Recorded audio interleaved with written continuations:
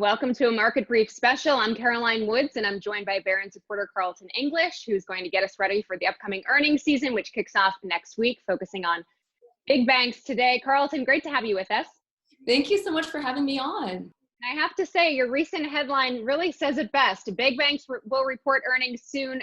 Good luck with that. These, of course, will be the first bank earnings we get in the new coronavirus world. What can we expect? Yeah, so I think the emphasis is not what can we expect, but just coming to terms with we don't know what to expect. Now, with the first quarter, a lot of those fears, coronavirus fears, had not worked their way through the banking system yet.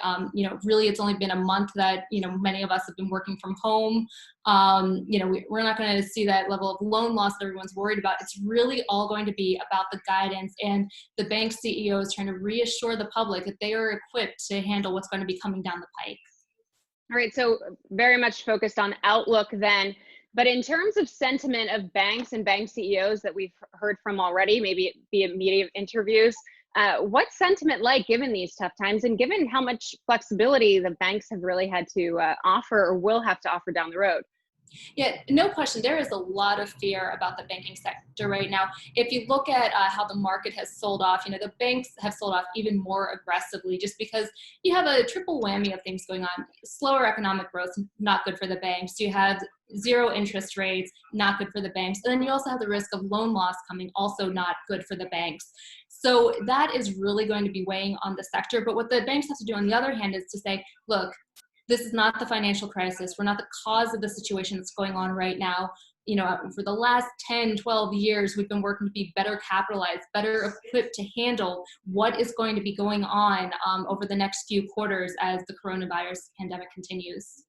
Yeah, it's certainly interesting because, like you said, this is quite a bit different than 2008, 2009, because the strength of the banks and credit markets aren't the source of the issue this time. They're a product of it. But in terms of some of those factors that you mentioned, what's going to hit them hardest? Will it be loan losses? Will it be bankruptcies that we see people unable to, businesses unable to pay their credit cards? What's going to really hit them the hardest?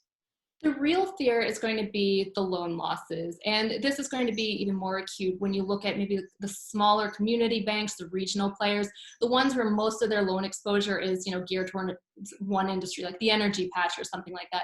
When you're looking at the larger universal banks, when you're looking at the JP Morgans, Goldman Sachs, they have multiple business lines, they lend to multiple areas, it's going to hurt everyone. There's no question about that. But, the bigger banks are better insulated in that situation. The smaller banks, though, it's not just that they lend to those businesses that are impacted, but those businesses are laying off workers. So on the one hand, you're not getting, the loans paid back on your business clients, and those employees are no longer employees. So maybe they're also defaulting on their mortgages. So that's the kind of thing on the smaller banks that investors will be watching for. You mentioned share prices. Bank stocks really took a huge hit in Q1.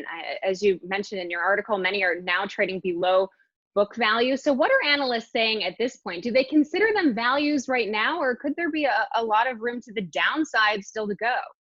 It's interesting because when I read a lot of the analyst reports all throughout this, there is a lot of, I don't want to say bullishness, but there's belief that the banks are stronger, that they are going to make it through this. But again, you have to say no question they're going to be hit during this time. Some analysts say that the banks may have sold off a little too aggressively, and if you are a long-term investor, looking beyond 2021, 2022, there may be some attractive buys at this point. But, we're looking at a really difficult next, 3-4 quarters as this works its way through the system. All right, so we'll buckle up our seatbelt. It's certainly going to be a wild ride this earnings season and beyond. Carleton English, thanks so much for joining us. I always appreciate your insights. Thank you.